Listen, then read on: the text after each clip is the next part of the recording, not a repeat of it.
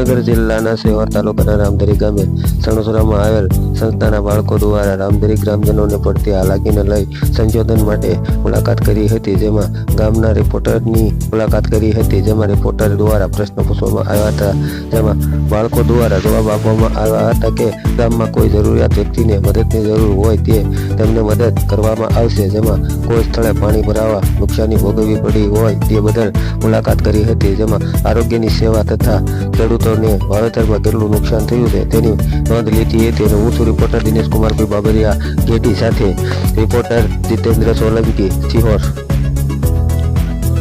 પત્રકાર જીતેન્દ્રભાઈ સોલંકી આ લોકો સણોસરા સંસ્થામાંથી આવેલ છે અને એમને હું બે શબ્દ પૂછીશ. શા માટે આવ્યા છો? અમે અહીંયા સામાજિક વિસ્તરણ કાર્ય માટે આવ્યા છીએ અને અહીંયા ગામના કયા પ્રશ્નો છે તેને હલ અમે કઈ રીતે કરીશું એનો પ્રયત્ન કરવા માટે અમે અહીંયા આવ્યા છીએ અને ગામમાં કઈ કઈ સમસ્યા છે, ગામનું આરોગ્ય કેવું છે અને ગામ કઈ રીતે અહીંયા સેવા કરી રહ્યા છે, સેવા કરી રહ્યા છે એની માહિતી માટે અમે આવ્યા છીએ.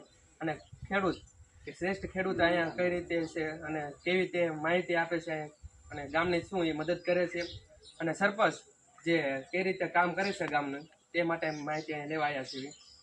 સરસ. આપ સાથે કાંઈ બોલવા માંગશો? આપનું નામ? દક્ષભાઈ.